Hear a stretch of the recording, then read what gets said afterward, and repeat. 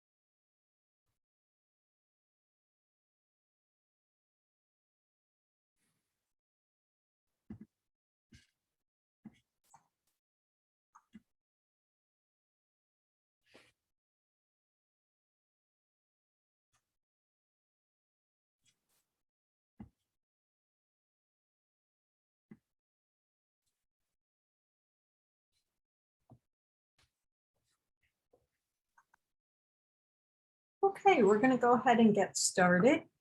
Imad, if you advance to the next slide. Thanks so much. So welcome to our School Mental Health Summit. If you've been with us for the first 2 sessions, thanks for joining us for our third. We're happy to have you. This is a 2-day virtual conference put on by the Northeastern Caribbean MHTTC. And we're here to bring together leaders, practitioners, and other stakeholders in the school mental health field to share the latest research and best practices. This conference is sponsored by the Northeastern Caribbean Mental Health Technology Transfer Center, or MHTTC, which is housed at Rutgers School of Health Professions, Department of Psychiatric Rehabilitation and Counseling Professions. My name is Ann Murphy, and I'm the director of the center. I'll be hosting this conference session along with our presenter, Imad Zaheer. This is session 3, Comprehensive School Mental Health, Addressing Elevated Stress to Trauma in Schools. Can you go ahead? I'm sorry, Imad, advance 2 slides for me. One more, thank you. We do have 2 more sessions today. The next one is Taking Off the Mask, Showing Up as Your Authentic Self. And then the final session is Social and Emotional Learning, Champions Pave the Way, Elevating Teacher Leaders to Support Sustainable SEL. You can find the full schedule at the link that's on your screen. Next slide. The MHTTC is funded by SAMHSA, the Substance Abuse and Mental Health Services Administration, to enhance the capacity of the behavioral health and other related workforces to deliver evidence-based and empirically supported practices to individuals with mental health conditions. We've also been awarded supplemental funding to focus on enhancing student mental health in schools. You can visit our website, mhttcnetwork.org, for additional information on our services. Next slide. Funded by SAMHSA, the MHTTC network includes 10 regional centers, which you can see here on this map, as well as a National American Indian and Alaska Native Center, a National Hispanic and Latino Center, and a network coordinating office. Our center covers Region 2, which is New Jersey, New York, Puerto Rico, and the US Virgin Islands. Next slide. As I mentioned, supplemental funding was awarded by SAMHSA to provide training and technical assistance to teachers and school staff on student mental health. Next slide. We have the capacity and expertise to provide national webinars, trainings, professional development meetings and intensive technical assistance and consultation services on a variety of school-based mental health related topics, as you can see on this slide. Next slide. If you're interested in staying up to date with our events and our products, you can join our email distribution list by following the bit.ly link that's on your screen and will also be added to the chat. Next slide. Following this webinar, we'll ask you to complete a very brief survey. It's just a few questions. We value your feedback and we use that information to inform our activities going forward. It's also important because our funder, SAMHSA, looks at these surveys as a way to inform their funding and our continued funding. So we appreciate your feedback in advance. Next slide. Just so that you know, this webinar is being recorded and it will be posted to our website along with the PowerPoint slides within a week of the conclusion of this conference. Next slide. Just a very brief disclaimer, the opinions expressed herein are the views of the speaker and do not reflect the official position of the Department of Health and Human Services or SAMHSA, and no official support or endorsement by DHHS, SAMHSA, or SAMHSA for the opinions described in this presentation is intended or should be inferred. Next slide. We would love for you to interact with us throughout this presentation. We have two mechanisms to facilitate that. One of the options is to use the Q&A pod, where you can put presentations that you'd like to ask Dr. Zaheer at the end of the presentation during the Q&A. And you can also use the chat box to communicate with your fellow participants or with the presenters. If you have feedback, if you want to share your thoughts and ideas as you're listening to the presentation, if you have ideas about how you've done things where you are, please feel free to connect with your peers through the chat box. Next slide. The MHTTC network uses affirming and respectful recovery-oriented language in all of its activities. The language is intended to be strengths-based and hopeful.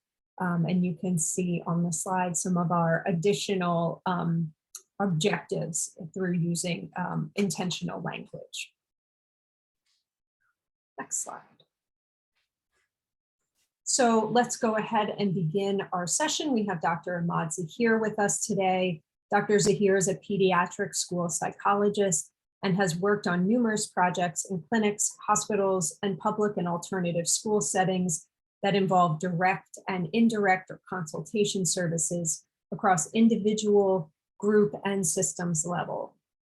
His areas of interest are in developing assessments and interventions for children with emotional and behavioral challenges and creating comprehensive school-based prevention programs by integrating school mental health, social emotional learning, and school-wide positive behavioral interventions and supports. For his work in these areas, Dr. Zaheer was awarded the Council for Exceptional Children's Professional Performance Award in 2019. He's the co-founder of the Nurturing Environments Institute, and he's been a colleague of the Northeastern Caribbean MHTTC for the last couple of years, and we're very happy to have him presenting for us today. So I'll turn it over to you, Imad, and thanks for being with us. Great. Thank you for having me here and that wonderful introduction. So I'm going to get started here. I've already done my introduction. So as Anne mentioned, I'm Imad Zaheer. And I'm going to actually just jump straight into our topic today of trauma-informed care in schools and really kind of looking at more comprehensively school mental health. And for our agenda for today, I try to keep it fairly simple and straightforward. So it is a talk on primarily on trauma. So I do want to start off with a little bit of a background on trauma, but I do have a confession to make up front. And I wouldn't necessarily say that I'm a trauma expert. I'm an expert in areas of really school mental health and implementation. And I think there's a lot of great people out there that are those trauma experts that are doing research and a lot of great directed work in that direction. So in some ways, my purpose here is to communicate some of the information that's out there. But if you attended, the earlier talk on trauma, it might be a little bit more in depth about trauma and some of the later research in there. And what I want to try to do today is, after going over the background on trauma, really focus on how can we effectively implement in schools. So I'm going to go through the multi-tiered systems of support framework, and really talk about that a little bit more in terms of what does that look like for us in our schools, and how can we actually integrate trauma-informed care within this multi-tiered framework. And then finally, at the end, I just have a few special considerations that I always like to mention when we're considering trauma, that we can kind of end on. So hopefully this gives a little bit of everything for the audience here. So I was looking over the previous session, and I think there's a little bit of an overlap. So if you're coming from that session, some of this hopefully will be a good repeating of it, but also there should be some additional unique aspects of it. And if you didn't attend the previous session, there will be, I think, hopefully new stuff here as well for you that you can take in terms of MTSS and trauma-informed care. So with that aside, I'm going to jump straight into looking at a little bit of background on trauma, and just give some sense of how prevalent it is and where it might come from. And there's unfortunately no shortage of statistics out there that show us that there's many different individuals that are traumatized, and there's all kinds of different ways we can be traumatized. Just looking at things like child maltreatment, we can have up at any given year up to 680,000 cases, with suspected about 4 million reports of suspected maltreatment. And of course, we can think of this even more broadly. There's a lot of national surveys that show that 13% of all children experience abuse or neglect during a prior year, with a lifetime prevalence up to age 18 of approximately 1 in 4, so going up to about 25%. We also know that there's, just a data collected from CPS agencies show 1 in 8 children in the United States experience substantiated maltreatment by age 18.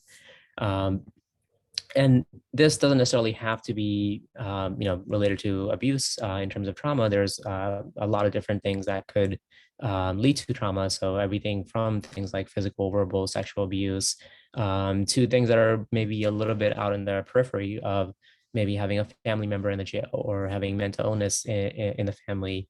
And a lot of these things are going to be, particularly important to watch out for when we're thinking of early childhood experiences. So a lot of you, I imagine, will be familiar with adverse childhood events, or the ACEs. And there are usually a series of events like these that will make it much more likely that the child will experience trauma or have a trauma-specific disorder later in life. But it could be many different events, and not necessarily, all these events or one of these events that can lead to that trauma. To make it a little bit even harder, we know that those initial ACEs and those kinds of events that may lead to trauma also increase the chance of other things that will put us at risk. So alcoholism, depression, fetal death, smoking, suicide attempts, poor work performance, which can impact our quality of life and financial security. It can lead to a lot of other things that will not only lead to difficulties, but can lead to other traumas later in life. So it's something that can really start to snowball early in life and continue to have very big impact to us into our adulthood. We also know that there's a lot of different types of trauma, and unfortunately, in our current time, I think there's an increased awareness of all the different ways we can be experiencing traumas, everything from our very recent and continuing hurricane, but also looking at issues of COVID, and then also just things that we always have around in terms of car accidents, community violence, and other natural disasters that we might be experiencing, and the students in particular will be vulnerable for. But I always like to clarify that we don't want to necessarily assume that every child experiencing some of these stressful events is going to necessarily be having traumatic stress symptoms. So there's often a very unique path that a lot of children end up taking, where they may experience the same event, but not every one of those children will be traumatized, or they might not be traumatized in the same exact way, even if they have a sibling or a peer that went through a very similar situation. However, many children do develop a variety of psychological concerns that when we're thinking about in our schools can not only impact educational performance, but also lead to things like PTSD, as well as many other mental health challenges. In extreme cases, I always like to show this graphic because I think when we're thinking of stress, especially early childhood stress and ACEs, that leads to later in life trauma, it's sometimes very easily identifiable. We see the behaviors of the individual. Maybe we see them getting in trouble or engaging in self-harm. But a lot of times it actually goes unnoticed. But when we look at things like our brain scans, particularly in this picture of a 3-year-old that went through extreme neglect, so living in prolonged stress and experiencing the trauma of it, we can see, even if it's not something visible to us by just looking at the child, that it has very severe impact on the brain development.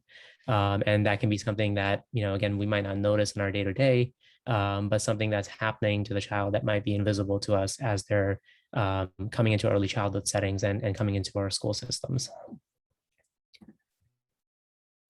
And we know that this research, not just necessarily for trauma, but increased levels of stress from various fields, from genetics to neuroscience and psychology, is showing more and more that if we have children growing up in these very stressful, threatening environments, and we're not able to provide them appropriate supports, it leads to a whole host of different challenges that are often interrelated. So starting with impaired self-regulation, hypervigilance, mistrust of others. So really the elevated level of stress, making it always seem like there's danger in the environment. So they're very aware of any sounds or people walking around, mistrusting people, even if the people are being positive and nice towards them. And then even developing poor social relationships as a result of it. So if I'm very on edge, I'm hyper vigilant, and I don't necessarily trust people around me, it becomes harder and harder for me to develop good social relationships. And unfortunately, for a lot of our youth in schools especially, this can often lead to not developing friendships that are healthy, but falling into deviant peer groups. So being pushed out of maybe more positive relationships, finding other students that might be struggling as well, but not necessarily in a positive way. So it might be other students that are getting in trouble or skipping school, or self-medicating with substances. Later in life, this is also tied to other things that we're often trying to address, especially late high school, early adulthood, where we see a lot of early child rearing, depression, and then later in life, things like obesity and even cardiovascular disease. And this is just thinking about just those stressful environments, and not necessarily even children that might be experiencing very specific trauma-related disorders. So, and just like we were mentioning with the ACEs, a lot of times engaging in these behaviors also leads to further instances of experiencing more and more stress. And so as a result, it's kind of that continuous snowballing effect. Visually, I always like to kind of show this in terms of how this early stressful environment and these threats that we're experiencing can really rewire our brain. So we're really starting off in these very coercive, stressful environments early in life. Over here, we can already see that we're going to be starting off with a lot of poor self-regulation. And then in early childhood and coming into our school systems, this is where we start to see a lot of aggressive and uncooperative behavior. And this continues to snowball as we go through time. So the students start to experience a lot of academic failure as well as social rejection, eventually leading to, not always, but a lot of times, into these deviant peer groups where it's going to further snowball because they're going to be around individuals that not only are unhelpful, but may also lead to more stress. And then again, later in life, looking at things like early child rearing, drug abuse, depression, antisocial behavior. And the CBD there is actually cardiovascular disease, where researchers are more and more now looking at early childhood and stress, and later in life, the likelihood of developing cardiovascular disease. So not only is this bad in across the board, but also much more likely to lead to health issues later in life for the individuals going through this. Luckily for us, we know that there's a lot of strategies that we can do to actually rewire the brain back in some sense. So at all the levels that we just talked about, we can work towards creating a nurturing environment that starts off with early on, making sure that the child or the students have good self-regulation. If they don't have it, that we provide it, we teach it, we nurture that skill. And as a result, we want to see almost the opposite. We want to see the snowballing effect happening in the positive direction. So we want to build strong language and social skills. We want to make sure that the students are being academically successful, they're pro-social, they're building healthy friendships and relationships. And then later in life, being compassionate, resilient adults that are value-oriented and have multiple skills to address all the things that they need to in life. So a lot of times, obviously, ideally, we want to make sure that we can start early. So we can look at good self-regulation. That's a skill that we have to teach. We can't skip it. So even if it's a high school student who's struggling with self-regulation, it's not that we can just jump straight to academic success. We really have to make sure that we're teaching the skills and building. But in some sense, this gives us a map of where we can see where we can intervene and be able to help our students that are growing up in stressful and traumatic environments. So as I mentioned, that was just a very brief overview of trauma. What I really want to start to focus on is how do we bring some of this work into our school systems? And to do this, I'm going to focus on multi-tiered systems of support, or MTSS for short. And depending on where you are, you might be very familiar with this or not at all. So I'm just going to walk through a little bit of what the framework involves and then go into how we can incorporate trauma-informed care using the MTSS system. So one thing I always like to point out is that this is not itself an intervention or a program or even an initiative. It's really a framework that's going to help us enhance adoption and implementation of a continuum of evidence-based interventions to achieve academic and behavioral outcomes that are important to us for everyone that's involved. And I'll come back to this at the end, but when I say everyone, I also mean not just the students or the families, but also the adults in the schools as professionals. We really want to make sure this is a framework that works for everybody.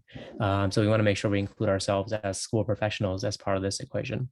But the framework itself is really meant to be a way for us to better be able to implement whatever those good evidence-based strategies are.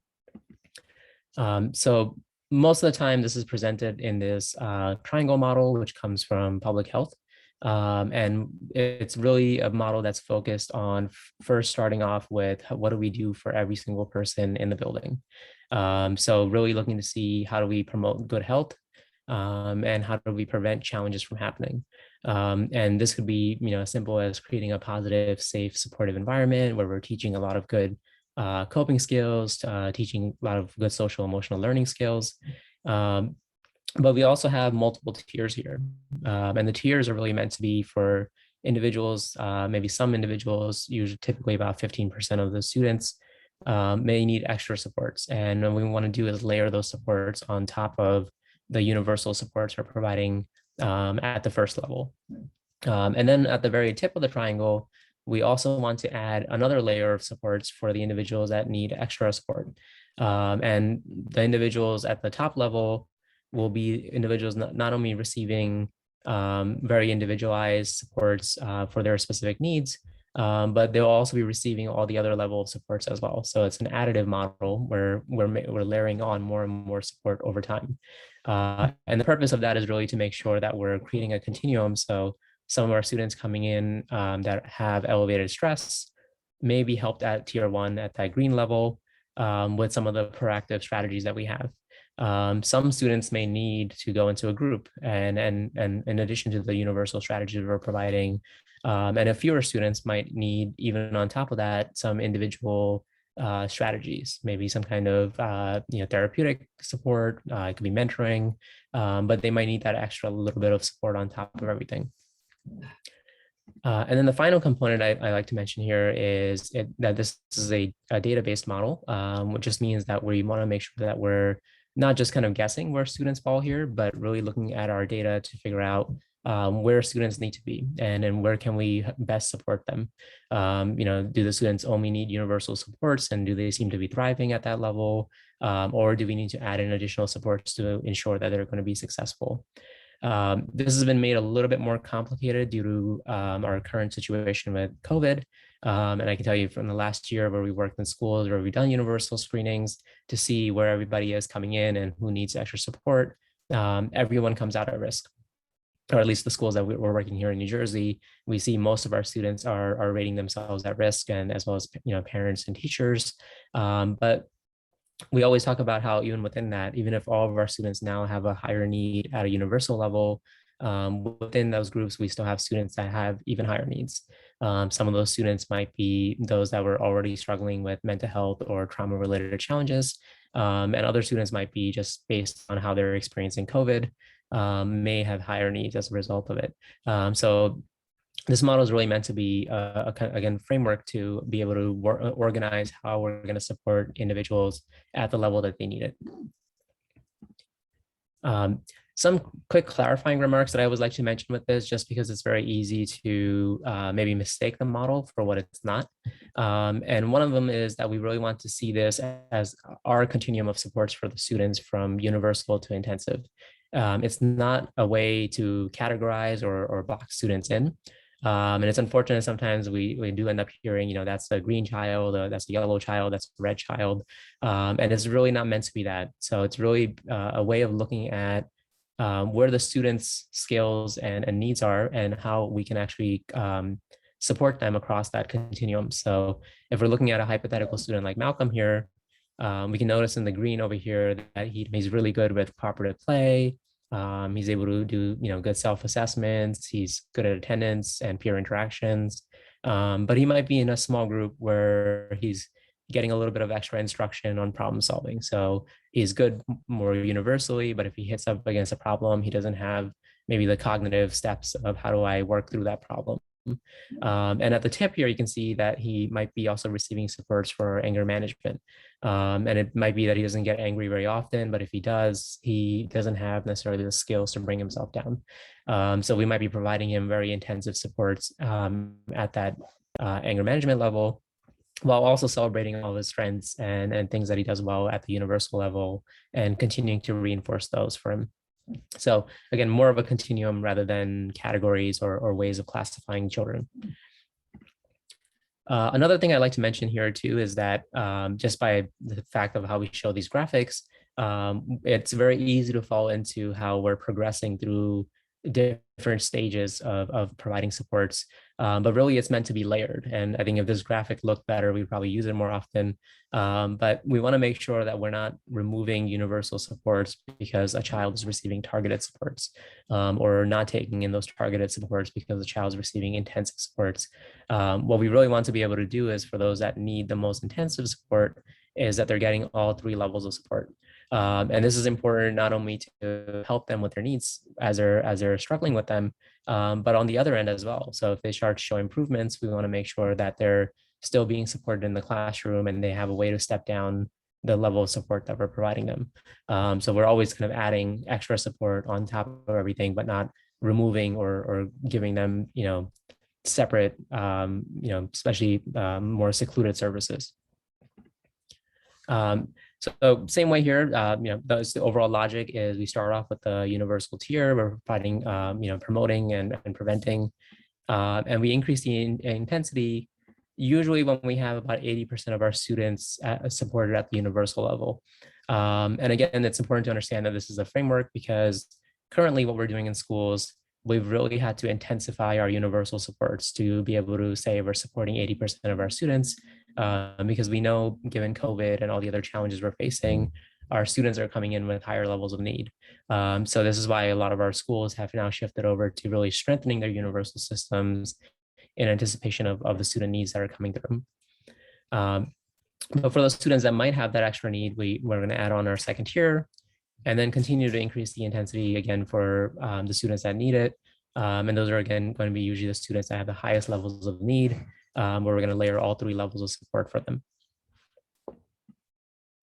And then there's also a lot of variations of this. So I'm just going to quickly show you all different ways of using the MTSS framework. So it applies one equally to behavior, mental health, as well as to academics. We use the same exact logic when we're looking to address, reading or other curriculum issues, where we start off with universal curriculums with, good universal teaching strategies. And then we layer supports for students as needed based on what we're seeing from their data. So same exact logic in the framework.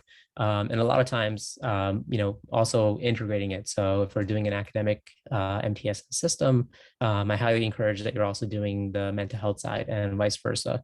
A lot of times these MTSS comes under very specific names, and that can kind of lock us into thinking that we're doing, PBIS or, social emotional learning, and maybe neglect the academic side. Or if we're doing academics, we often say we're doing response to intervention. But ideally, we can actually integrate a lot across all these different needs for the students to be able to have this framework in place. But focusing on the mental health side, I always like to point out too that, we have a very wide range of things that we can actually address with a model like this that we can potentially focus on. Everything from various negative indicators of mental illness to positive indicators of well-being. And you can see here, trauma is one of the very important pieces, as well as stress. But we want to make sure that we keep in mind the bigger picture here as well. Even for the children that we're helping with trauma, we don't want to necessarily neglect all this positive indicators of well-being in terms of life satisfaction, establishing strong relationships, and all the other basic needs that the child might have. So we definitely want to make sure we meet their needs for trauma specifically, but also continue to build a system in our schools that's going to address a wide range of concerns, not just necessarily specifically and only the trauma. One example that always comes to mind for a student that I was working with was a child that was initially running out of the classroom and eloping from the classroom, had a fairly intense trauma history.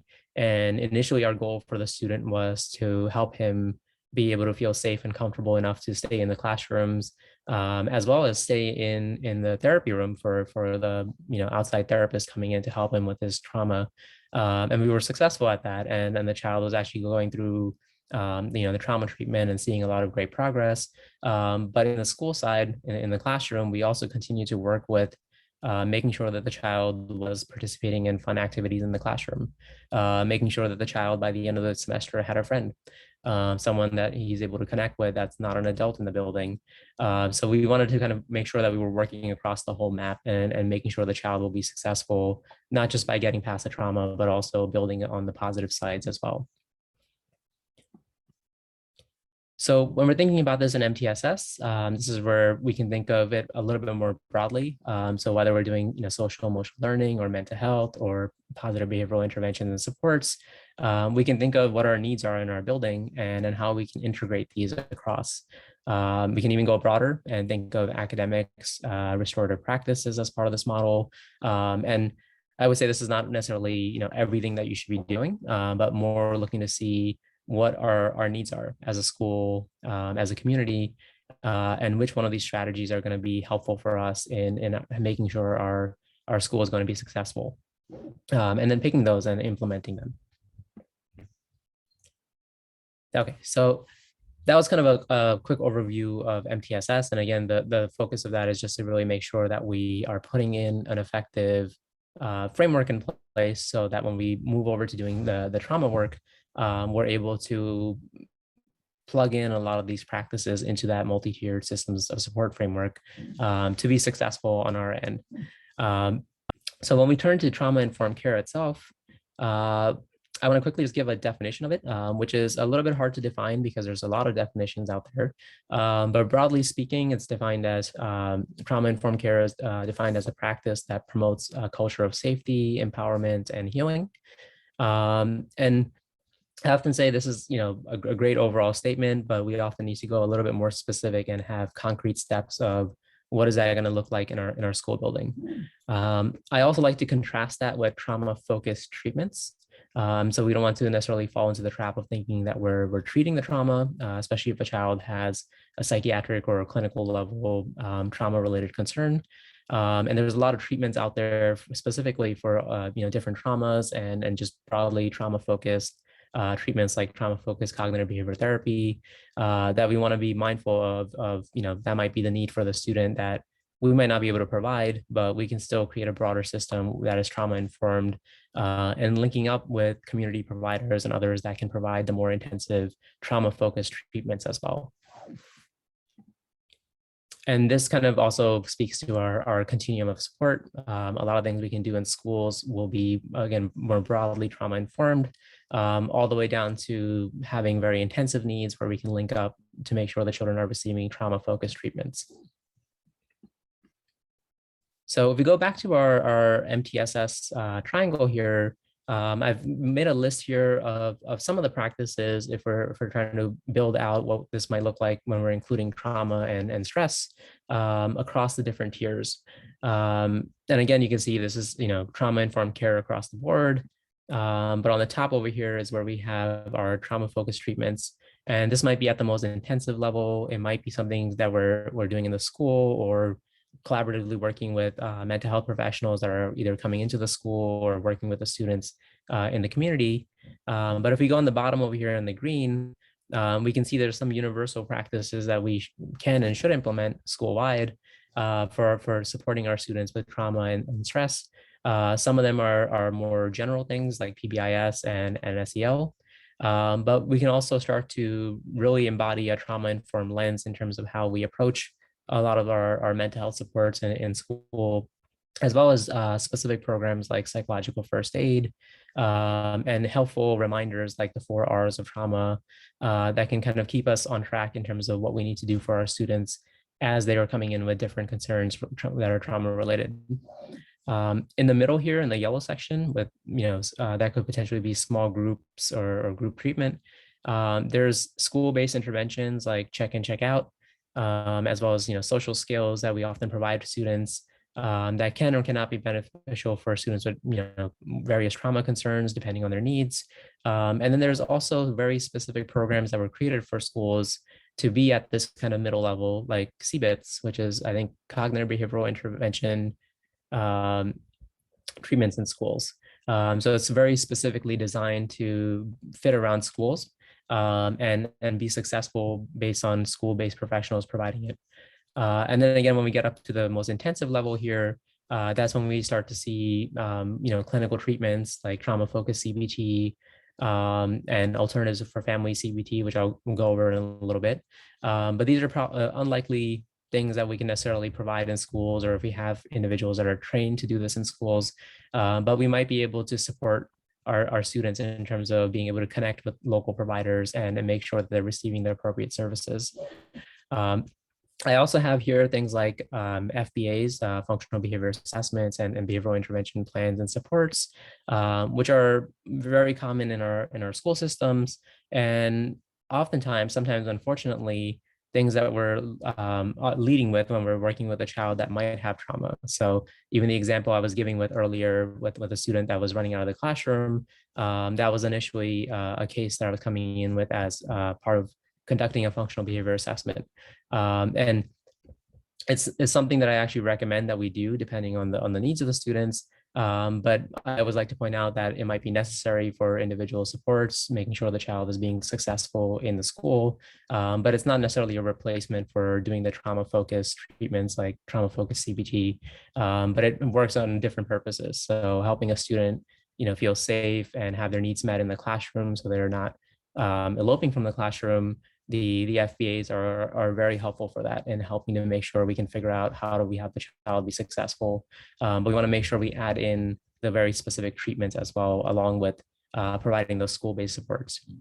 And again, that will require, if we're working in schools, good collaboration with school professionals that might be conducting the FBAs, as well as outside therapists that are coming in to provide trauma-focused treatments. And again, just as a reminder that we want to make sure that we're layering these supports. So as we go up, we're not necessarily removing the universal and group supports, but we might just be adding as we go, depending on the needs of the students. Okay, so just to take a closer look at some of these, especially in tier one, when we're looking at universal supports, one thing that I always recommend is that we put in really good universal supports that are more general, that don't necessarily even have to be trauma specific, but are really working at that level of creating safe, consistent, predictable, and supportive environments. So things like positive behavioral interventions and supports and social emotional learning are great programs that have a lot of evidence to support their ability to create these kinds of very safe, positive climates in schools. And it's, I would say, more important for kids with trauma because we really want to make sure that we're providing this safe, supportive environment as our starting point. There's also research, even though I know it's a lot harder to integrate programs like this with PBIS and SEL, because it helps a wider range of students. So being able to put these together and again, integrate them based on your school needs can really provide a much more robust universal support for the students. And at this level, we really want to make sure that we're kind of focusing on nurturing positive school culture, relationships, and connectedness. A lot of these are the core parts of what we're looking for in trauma-informed care. And we also want to make sure that we're providing explicit instruction around social, emotional, and behavioral expectations. So really making sure that students are going to be successful as they're navigating their school environment. We also can make sure that we're teaching some of the basics of strategies that students may or may not need additional, more targeted supports in, but as a universal part of our program, teaching on emotional identification, emotional regulation, and social problem solving, even before there's a problem, even before we might even be aware of something that's trauma involved for the student, but making this as part of our universal supports and practices that everybody's going to be doing. Similarly, we want to also promote resiliency, adaptive coping, and well-being. So really taking a more healing stance and promoting that for all of our students to be able to be resilient and adaptive and really promoting their well-being in these situations. And again, this is something that obviously will be very beneficial for all students, but in particular for those students that are going to be exposed to trauma. So there might be other students that haven't been exposed to trauma or have trauma-specific challenges that will benefit from this, but for the children that have had those experiences, this is going to be even more important to make sure that they feel comfortable and safe in the school settings. Beyond that, we also want to make sure that in our classrooms, we're using a trauma-informed teaching approach that really kind of recognizes the fact that there is trauma, right? That there is a lot of childhood trauma and the frequency of it. And as a result, focusing on really building relationships and emotional regulation instead of maybe more of a punitive punishment model, but really trying to provide emotional safety and consistency and seeing the child as a whole, right? It's not just the academics, it's not just getting through our day with our schedule, but really trying to look at the child as a whole and trying to be inquisitive and curious about why, if the child's having a challenge, why that might be happening. When we translate this into our trauma-informed lens, this is oftentimes where we really have to try to make a mind shift of instead of a child having a discipline problem to a social emotional learning challenge. We may or may not be aware, especially if you're a teacher in a classroom, if the child does have trauma or if there's other clinical concerns or treatments that the child might be receiving. But we can still make a broader shift of any child in our classroom, in our school, instead of thinking of it as the bad child or a child that needs discipline issues, to some child that has a social emotional learning challenge. And this is really kind of the core of our trauma lens, where we start to shift even from our thoughts of what's wrong with you to what happened. And even more importantly, how can I help? And this is a hard one to do. So I always mention that even as a pediatric school psychologist, I've actually taught in the classrooms.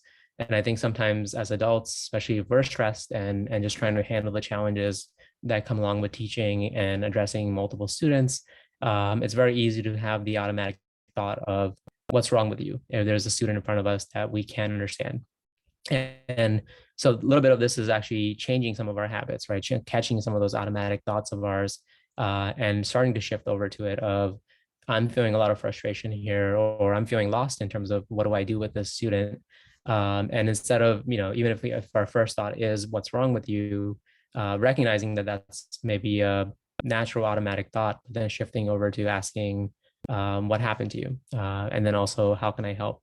And as a teacher, you might not necessarily be immediately aware of what the next steps are, but that's something that we can continue to work at and collaborate with others to kind of figure out what our next step would be. But it's a huge shift to be able to not look at it as necessarily a discipline issue or assuming why we know why the child's engaging in a certain behavior, and really looking to be more inquisitive and curious about why the child might be acting in a certain way. So this kind of leads us also into thinking about just having a better understanding of trauma. And again, this is just to kind of build awareness and build out our trauma lens. And I always like to mention the 3 E's because it's a very easy way to just remember how trauma may or may not occur for a child and also what impact it might have. And the 3 E's are the events. So these are what we covered initially. So these might be the ACEs or other stressful life events that the child may have gone through. And these might be things that are happening to a lot of different students, but only a subset of students may have the actual experience of trauma. And this is a fairly common phenomenon where there might be, again, as mentioned earlier, siblings that went through the same exact experience, and one comes out very traumatized from that experience, and the other one doesn't. So there's an element of our own, not only how we, what experiences we have, but also how we process those experiences and how that actually ends up impacting us. And then our third E here is the effect. And the effect is really looking to see what kinds of effects did that event and our experiences have on us, both short term as well as long term. And this is a little bit tricky too, where if we're looking at a student after a traumatic event, a lot of times the effect is immediate. We notice it on the child. We can easily mobilize and provide supports for them. But for a lot of other students, the effect is actually long term. And previously, I think in the last few years, we've had a much better understanding of trauma and recognizing the signs of it. For a lot of individuals, it would go unnoticed. So they might be having other challenges in their life, and they might not recognize that those effects that they're experiencing were related to early childhood events that might have traumatized them, and they're experiencing the effects of it as late in high school or into adulthood. So we really want to kind of understand this process. There might be stressful adverse events. We might have different experiences of it, and we might experience effects of it that might be immediate, or sometimes years after the event and the experiences happen. And it's shifting over to how we can kind of respond to this, and again, how our trauma lens can help us better address this. We have the 4 Rs. Which can be an easy way for us to kind of remember how we can respond in situations where we are trying to address trauma. And the first one is one that I think we've been already addressing, is really just building out a realization of trauma at every level that can not only affect the students that are in our classroom, but also families and communities, and how prevalent it is and what kinds of impact it can have in our lives. The second R is recognize. So can we recognize the specific signs of trauma? It might look very different depending on gender, age, or even specific setting we're in. But can we get better and better at recognizing the signs? Within MTSS, this is often going to be based off of our universal screenings, but we also want to make sure that we have a way of recognizing it in our classrooms, right? So if there are some signs that we can pick up as a teacher or really any school professional in the building, getting better and better at recognizing it so we can provide early supports for students before they start to experience challenges. And that leads us into the next R, the respond piece. We really want to make sure that we're being responsive to the various trauma-related needs that students would have. And this goes from everything for individual students to the whole building, and looking to see how it can impact everyone. So even when we're working with students and thinking about how we can respond for their needs, if it's a trauma that the whole family experienced, is something that we also want to consider responding within the community and supporting our families, and not just necessarily the student only in the school setting. But we want to make sure we have a plan of how we're going to respond once we recognize students that are going through different trauma-related concerns. And then the last R is resisting re-traumatization. And unfortunately, this is something that can happen based on our existing environment. So if our environment is stressful or toxic in many ways, we can inadvertently start to re-traumatize the child.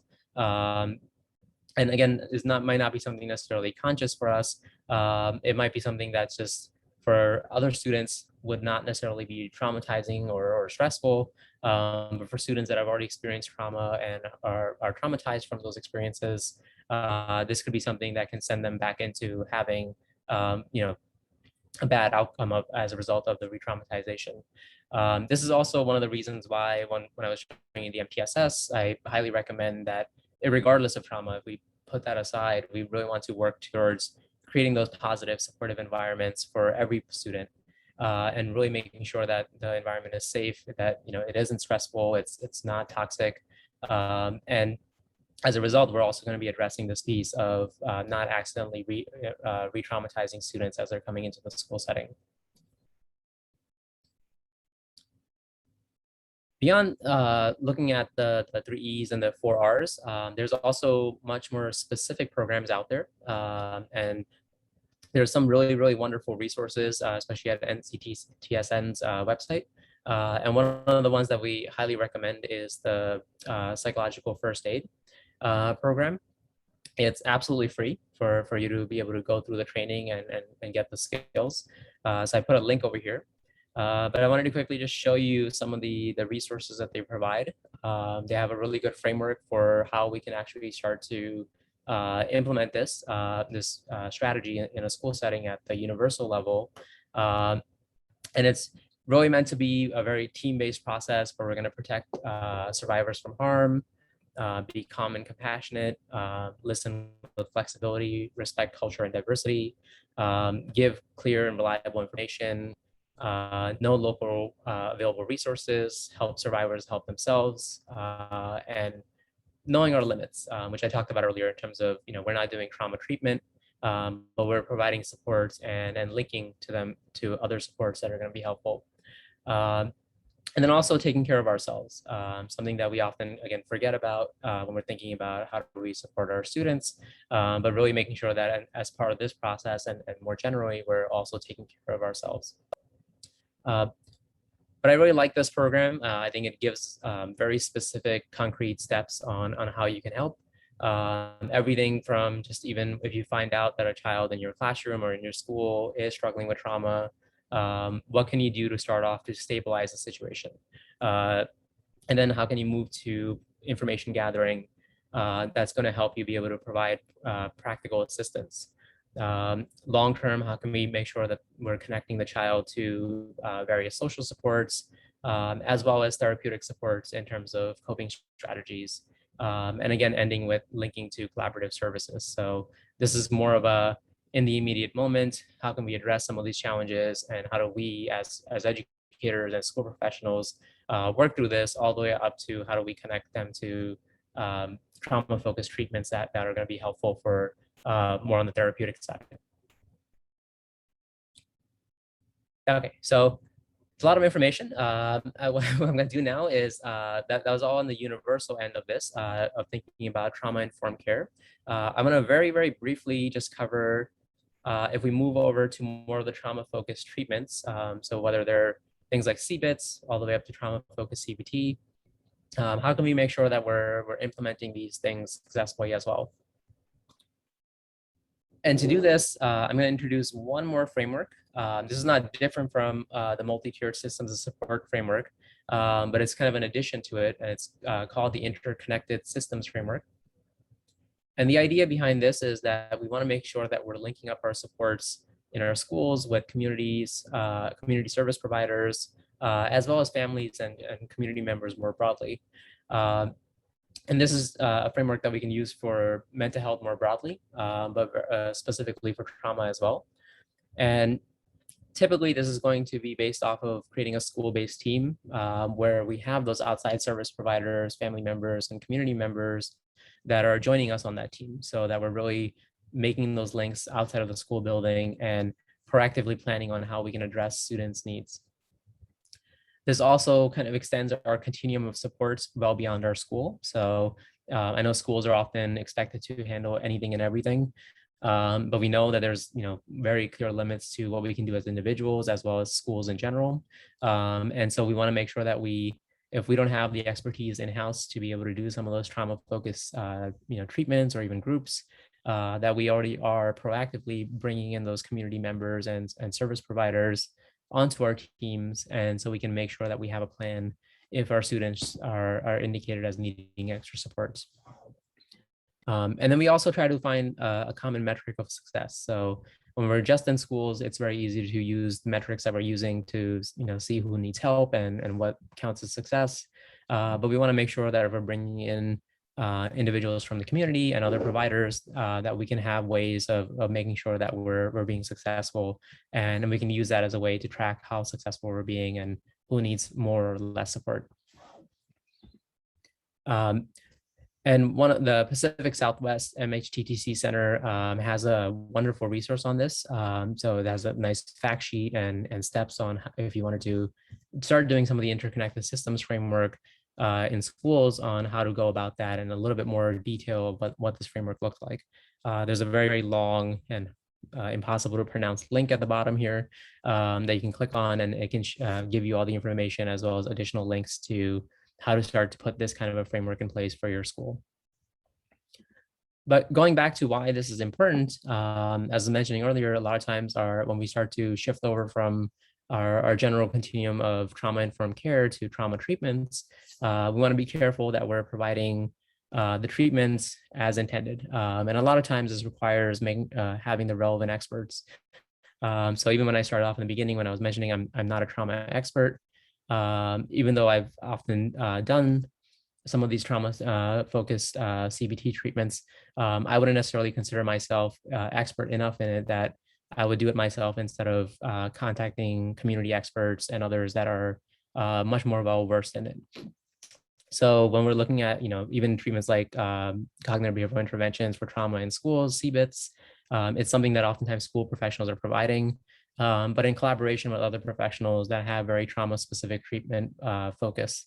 So we're not still just doing it on our own. CBITS, however, is nice because we do have, the fact that it's made specifically for schools. So it takes into account all the challenges we might face in schools for implementation. And it's often not a replacement for treatment, but it might be something that we're doing at tier 2. So that middle level of supports, while students are receiving more focused trauma-specific treatments. So it could be part of our continuum in schools, even if students are receiving services outside. And then when we shift over to the treatments themselves, I'm specifically just mentioning trauma-focused cognitive behavioral therapy here. It's not the only effective treatment for trauma. There's a lot of them out there, but we want to make sure that we're providing something that actually has been shown to work for individuals with trauma. And one additional example I like to mention here is even just different versions of CBT for different challenges. So AF-CBT is the alternative for families, cognitive behavioral therapy. And this one specifically focuses on children that might be living with their family that might be the source of the trauma. And as a result, requires a slightly different approach than even the more general trauma-focused cognitive behavior therapy. And again, these are not things that we would necessarily expect to be the expertise in-house in a school, and why the interconnected systems framework becomes really important, because if we're inviting those trauma experts into the building, as well as the family experts, that's going to be really helpful for us to be able to navigate this landscape of all different types of treatments, and based on what types of trauma the child is experiencing, how do we link them up to the appropriate supports within that community. And you kind of see a visual here when we're doing these interconnected systems framework. This is more family specific, but we use the same tiered model to build out what kinds of supports we're providing in schools, but also how are we providing these supports across systems, and how do we link these up? So if we're thinking of families, what kinds of universal supports can we provide families? What kind of secondary supports can we provide families with more needs? All the way up to very intensive supports for families. Same thing here for trauma. We can look at across this continuum, not only based on what's happening in the school, but what can outside providers provide us as we're working towards addressing trauma in the school setting? And when we really take kind of the big view of how we can actually support youth, we know our youth are embedded in multiple contexts from their families, communities, and culture. And when we get to our professional support that they're going to get outside of those more immediate contexts, we know there's a lot of different settings and services that children are going to be potentially able to get supports in, everything from home, schools, neighborhoods, all the way down to inpatient units. And on the other hand, there's a long continuum of supports we can provide, everything from starting off with health promotion and positive development, and down to continued care. And when we're thinking about our multi-tiered systems of support in schools, this really covers a smaller range of the services here. So we are covering the universal prevention and health promotion. We're providing selective prevention as well as indicated prevention. And this kind of gives us our tiered model here, which is the MTSS and all the different programs that might fall under that framework.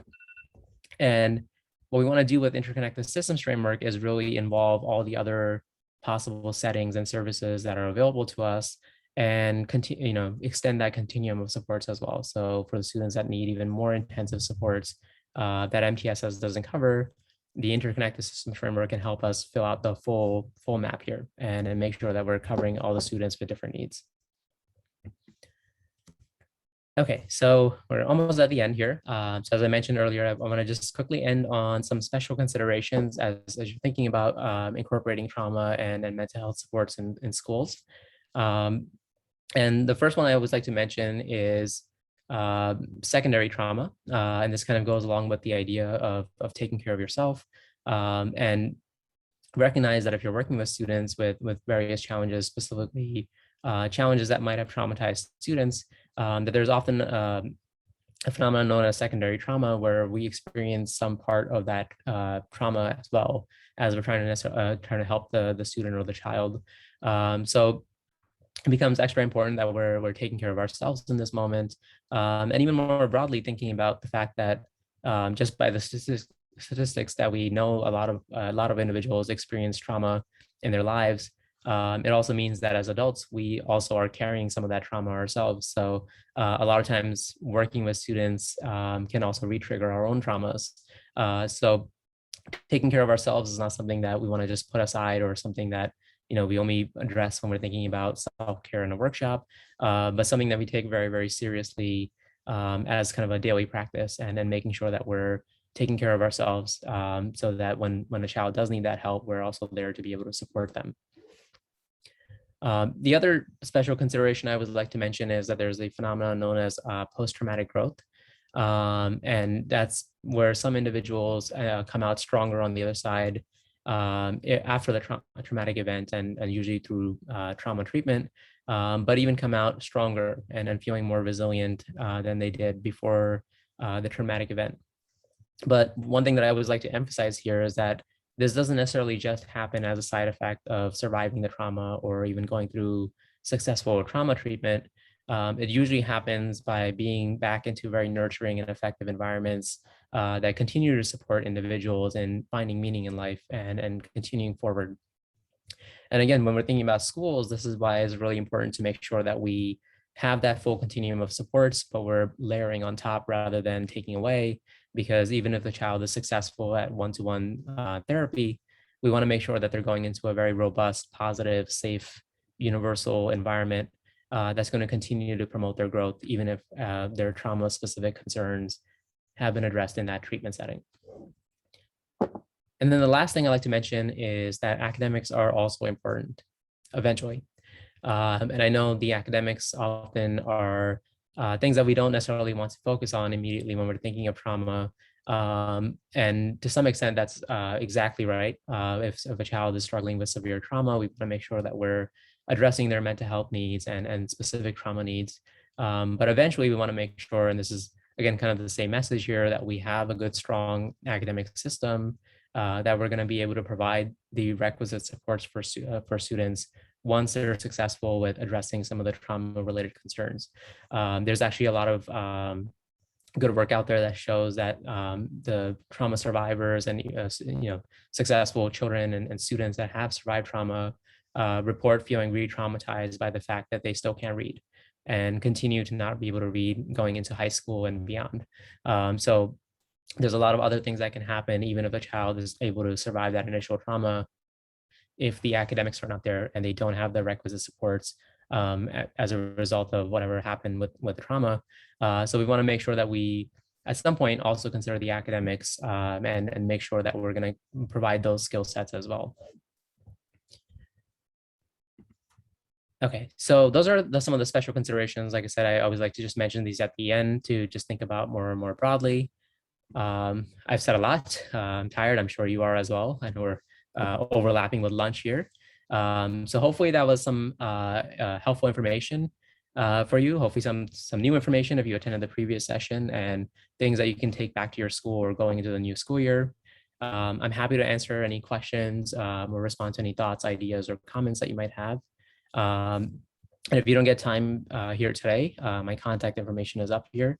But I want to just say thank you before we go to Q&A. Thank you for sticking with me and attending the session today.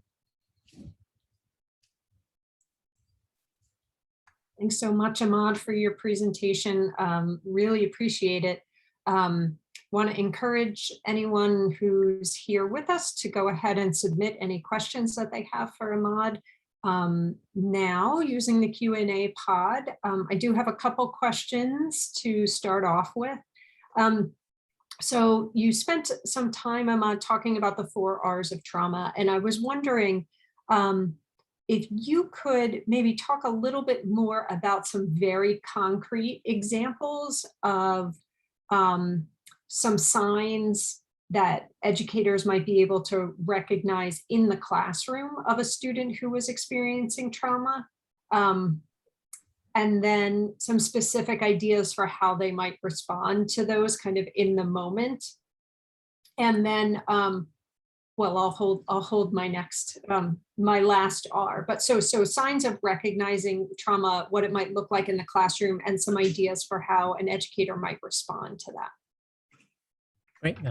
So usually I would recommend, and there some of the links that I provided for like the psychological first aid will have more lists of signs.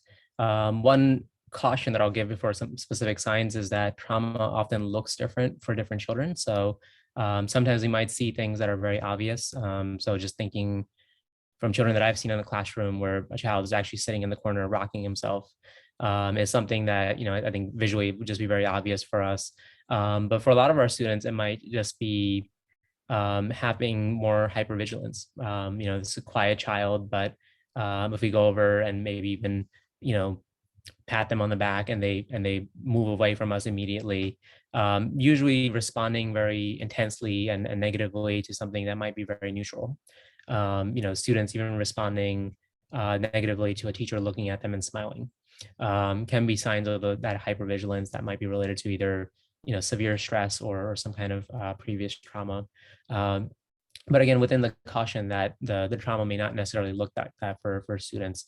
Some students, especially as they get older, will also try to hide some of those signs as well. So we really want to be able to kind of recognize these when we can in classrooms, but also do our universal screenings based off of those clinical tools that we have, so that we're catching them on different metrics. One other additional thing I'll mention, and then I'll stop because we have other questions, is that sometimes it's not trauma specific, but when I do universal screenings in schools, I make sure that I add in positive measures. And what we found, unfortunately, I haven't done research on this yet, but what we found is that we often catch students that are at risk or have had trauma, not when we ask them directly about the trauma or symptoms, but when we ask them about quality of life. And they tell us, they go down to 0. They say there is no quality of life. And that's often ways we often end up catching students that we might not otherwise end up catching. And then I think the other part of the question was the immediate response. So that the immediate response piece is always something that I always say we want to make sure that we kind of create a universal way of addressing it. So when we're thinking of our trauma lens, this might be a way of finding a private moment to either kneel down to the student or after class, ask them how they're doing. Is there any, anything you can do to provide supports, and see where you can go as a next step. Obviously, not doing something public or responding to it at, it might seem like, again, a misbehavior or discipline issue, and not addressing it in a very, big public way, but making sure that we touch base with the student first and even see if we can get some information. So I think that's what first or second step in the psychological first aid is, can we go and get some extra information before we decide on how we can best support the student in that situation. Great, thanks. And then you talked, the last R was about avoiding re-traumatization. And I guess I'm just thinking, I imagine, nobody's intentionally re-traumatizing, someone. So do you have any concrete examples in your experience of things that could be re-traumatizing, not intended to be re-traumatizing, but might have that effect, or the student might experience it that way? Right. And I think so some of those things can actually be related to the one that I always comes to mind is sounds. So, just loud environments that can really startle individuals, right? It can startle us, even if we're not necessarily traumatized. So some of those kind of things can be, even fun events that are happening. I've personally sometimes done this in the past where we schedule a fun event at a school, which, leads in by a loud song playing. And then while for a lot of students that might be really fun, for a child that might have experienced trauma might be something that actually does end up re-traumatizing them, or at least, sending their stress through the roof in that moment, because through hypervigilance, they might be looking at any immediate sudden changes in the environment that are occurring. And other ones, again, can be more subtle and even, I would say, sometimes impossible to avoid. And like one of the students that I used to work with, he had a history of abuse, and the abuser in the past was someone that smiled at him during the abusive acts. So the child walking in and seeing a very smiling, positive teacher was unfortunately a reminder and re-traumatizing. And that's not something that I guess I would necessarily expect us to be able to fully address, but that would fall more into that science piece of, do we recognize how the child's responding here? And again, instead of thinking what's wrong with the child, what's going on here, what happened, and how can I help as a response in that situation? Thanks, Maud. So next question is about finding some additional available links for free training on this subject. So I do just want to highlight before you respond that we will be posting, I put it in the chat, but we will post links that you've shared in your presentation. And if there are additional links or resources that you want to share with attendees, we can add that to our website. But do you have other ideas about trainings that are available on this topic that are free? Yeah, so I highly recommend the NCTSN's website. They have a lot of trainings for free that are a lot more in depth than what I just covered, and they're really good courses that you can take on your own or as a group. Those are great resources. And then I myself will be involved in through another SAMHSA project of providing school-based supports around that MTSS framework for how you can incorporate this if you're thinking more school-wide. So if you wanted to reach out for that, my email is here. So you can reach out if you wanted to see. I think over the next 5 years, we're going to be looking to train, thousands of people around the country on how to specifically implement these models and even do the interconnected systems framework of doing cross-system collaboration. Great, thank you. Another comment and question from one of the participants that indicates that forming community partners to support the student who's been traumatized is often needed. How do schools go about formalizing these partnerships? Do you have any thoughts about that? So that's a very difficult question. I wish I had the answer to it.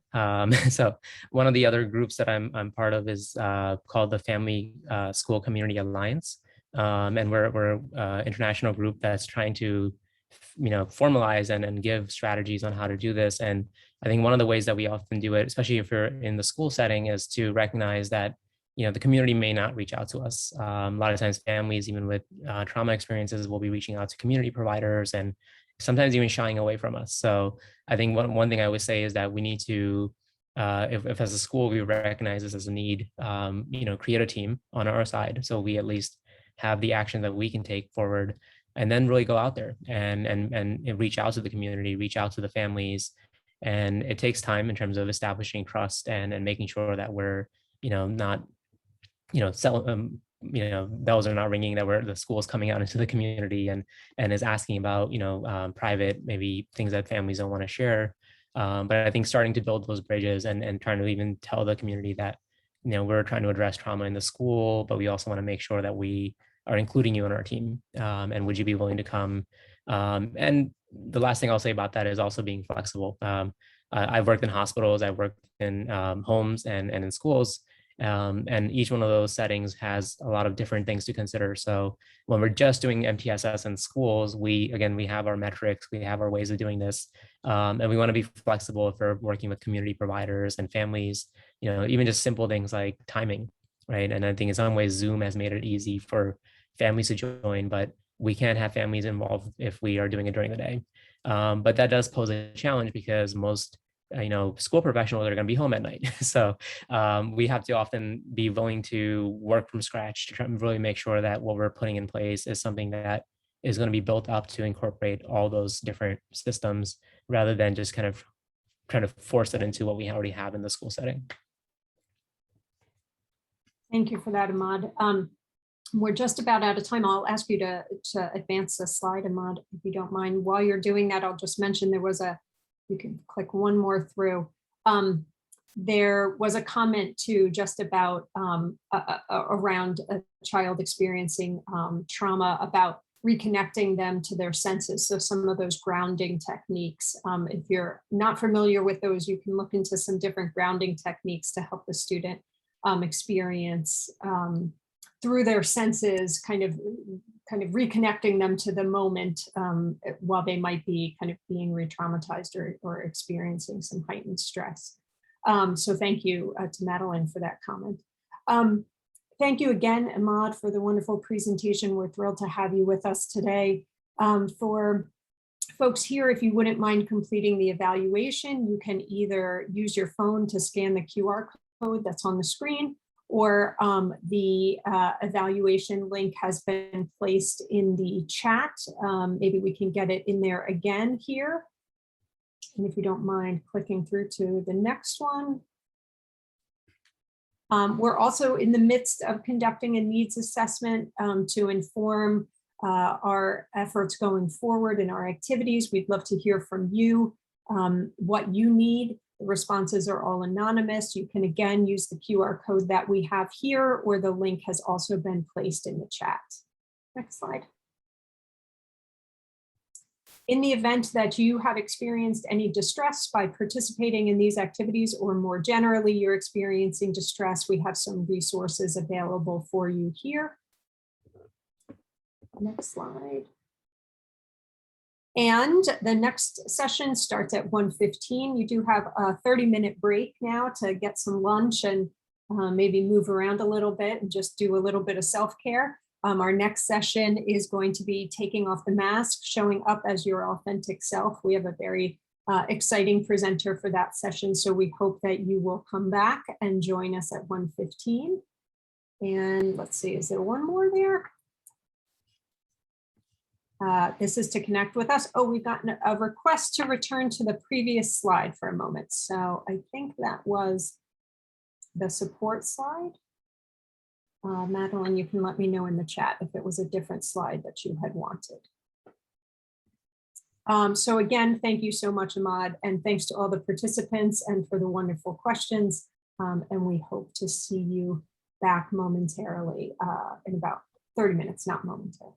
And it looks like we have the resources in the chat as well. Thank you all, and we'll see you in about 30 minutes. Thank you.